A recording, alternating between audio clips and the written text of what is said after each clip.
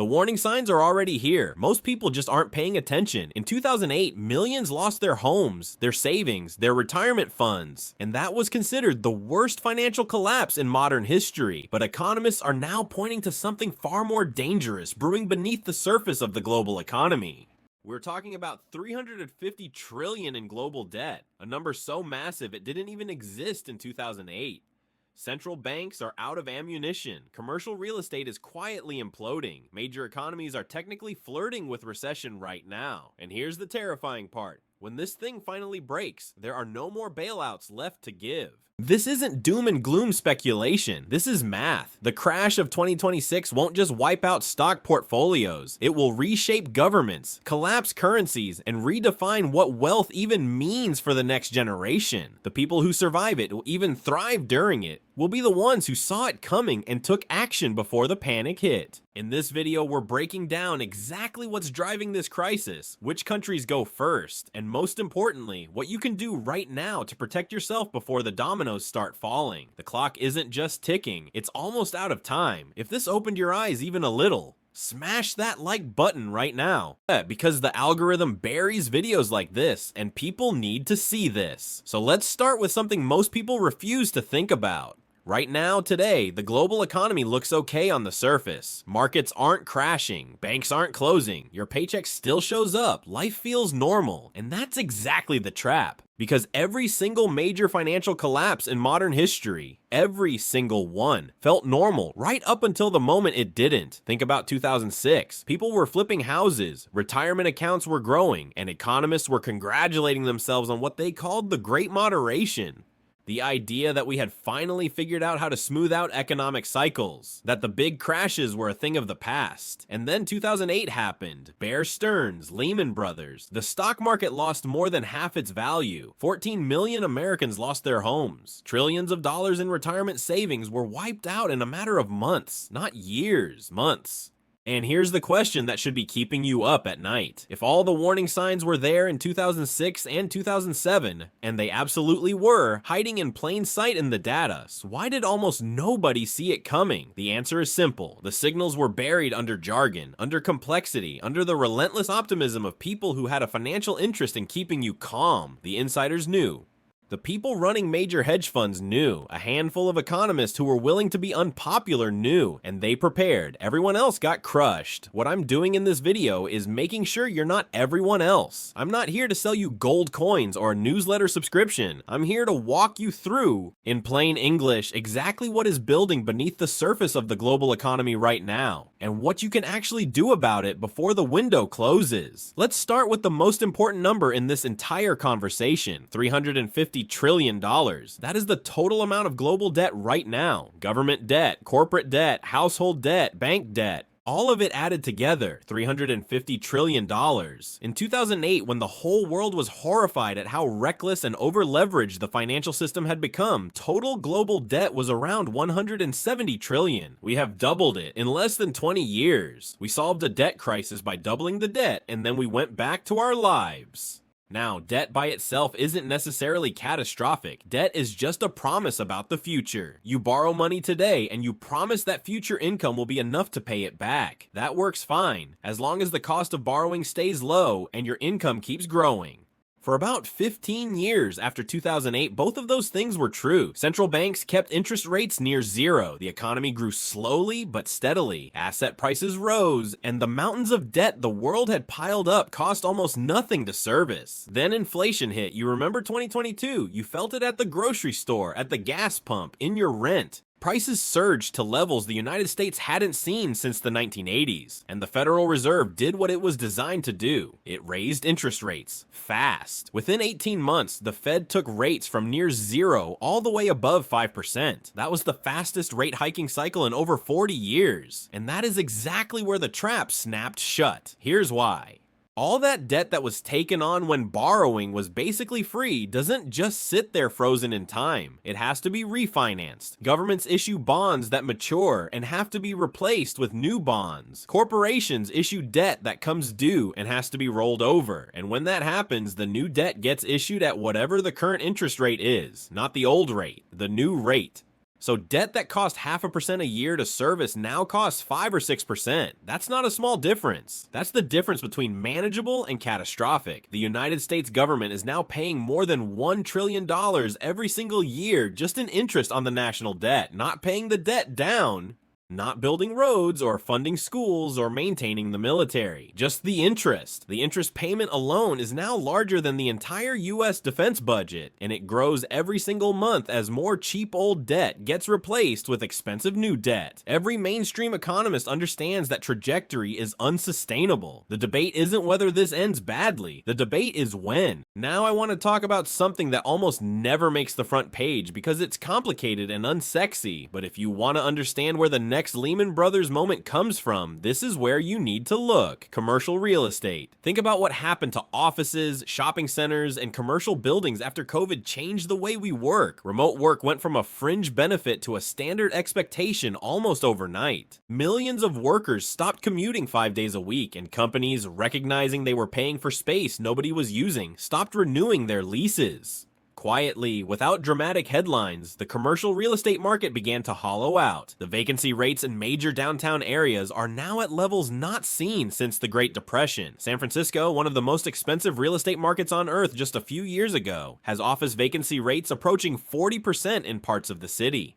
Chicago, Houston, Dallas, Washington, D.C., all trending in the same direction. When nearly half the office buildings in a city center are sitting empty, property values don't gently decline, they collapse. And here's why this becomes a banking crisis and not just a real estate problem. Those buildings were purchased with loans. Bank loans, not from Wall Street giants, but from regional and mid-sized banks. The kind of institutions that actual small businesses and ordinary families deal with every day. These banks made loans against commercial properties when those properties were worth a certain amount. Now those properties are worth dramatically less, and the loans on them have to be refinanced at interest rates that are 4 or 5 times higher than when the original loan was written. The math is impossible in hundreds of thousands of cases. A building that generates a certain amount in rent literally cannot cover the debt payments at current interest rates. Owners are walking away from properties. Banks are being left holding assets they cannot sell at anything close to the value on their books. Private analysts estimate that somewhere between $1.5 and $2 trillion in commercial real estate debt needs to be refinanced over the next 2 to 3 years. $2 trillion of loans that cannot, in a huge number of cases, be refinanced on economically viable terms. The Federal Reserve has flagged this in its financial stability reports. The warnings are there. And this situation is eerily, uncomfortably similar to where subprime mortgages were in early 2007. In early 2007, the problem was known. It was being discussed. And the official line was that it was contained. Treasury Secretary Hank Paulson stood in front of cameras and told America the subprime problem was largely contained. Months later, it had consumed the entire global financial system because the problem wasn't the losses themselves. The problem was contagion. One bank's losses become another bank's problem, and the cycle accelerates faster than any institution can respond. Now let's add the layer that pure financial analysis almost always misses, and in my view, it's the layer that could turn a bad recession into something genuinely historic. The fracturing of the global order that has kept international trade and finance relatively stable since World War II. The global economy as we've known it was built on specific assumptions that major powers could cooperate economically even when they disagreed politically.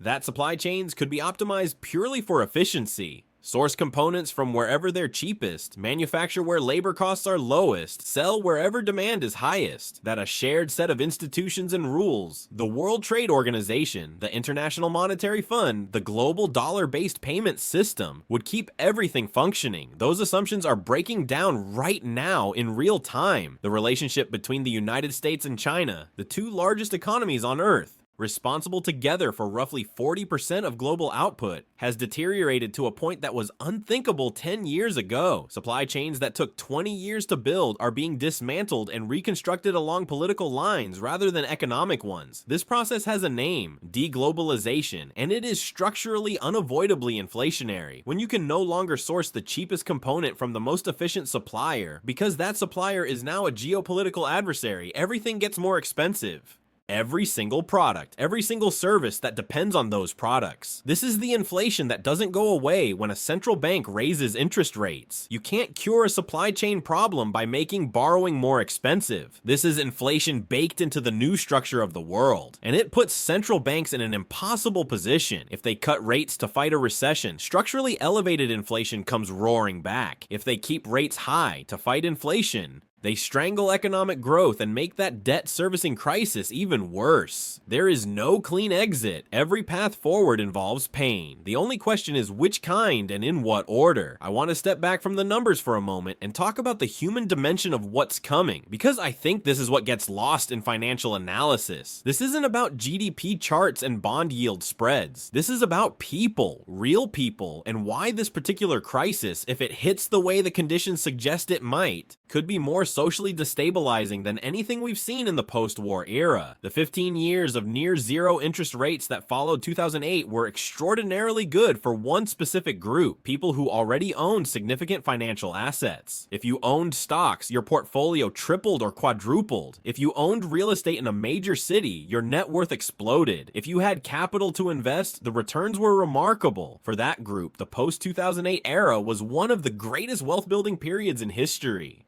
But if you were a young person trying to buy your first home during that period, you were competing against investors treating residential property as a financial instrument. Home prices in most major metropolitan areas went up 80 to 100% in the decade after 2010. If you were saving for retirement on a working or middle-class salary, your savings account paid essentially nothing for years. If you were a small business owner trying to compete with corporations borrowing cheaply to undercut you on price, you were fighting with one hand tied behind your back. The result is a level of wealth inequality that hasn't been seen since the Gilded Age. And that matters enormously in the context of a financial crisis, because extreme inequality doesn't just cause economic problems, it causes political problems. It erodes trust in the institutions that are supposed to manage a crisis. It creates the conditions where populations stop believing that the system is working for them. And when that happens, the political responses to economic crises become unpredictable in ways that make everything worse. We are already living in that world. Political polarization at historic highs, trust in governments, central banks, and financial institutions at historic lows. Social media capable of spreading financial panic at a speed that has no historical precedent. When the next crisis arrives into that environment, the feedback loops will be unlike anything we've seen before. Now, I know what you're asking. When does this actually happen?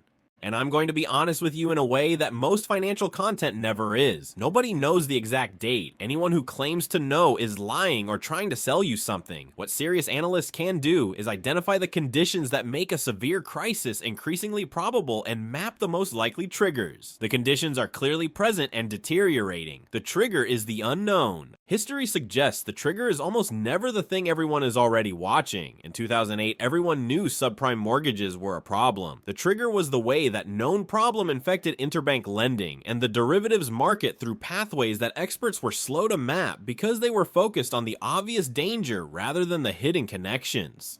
Today, the most likely triggers are a cascade of regional bank failures driven by commercial real estate losses, a sovereign debt crisis in a major economy. Italy has been described by multiple serious economists as the single most dangerous domino in the global financial system, or a geopolitical shock that disrupts energy supply or critical infrastructure. Or it could be something nobody is currently focused on at all. That's almost always how it goes. What we do know is that the structural vulnerabilities are most acute right now in this window. The commercial real estate refinancing wall hits hardest in 2025 and 2026. The full delayed effects of the fastest rate hiking cycle in 40 years are still working through credit markets and corporate balance sheets. Multiple economic models point to this as the period of maximum fragility in the global financial system. So what do you actually do? Let me give you the honest answer, not the product pitch. The first thing is getting completely clear-eyed about your own personal debt. Sit down and write out every debt you carry, the balance, the interest rate, the monthly payment. Then ask yourself honestly, if my income dropped by half for 6 months, what happens? Because in a severe recession, that question stops being hypothetical fast. If you carry high-interest consumer debt, Credit cards, personal loans, anything above 7 or 8%. Eliminating that debt is the highest return financial move available to you right now. Not because of the investment math, though that math is excellent, but because it permanently improves your resilience regardless of what happens in the broader economy.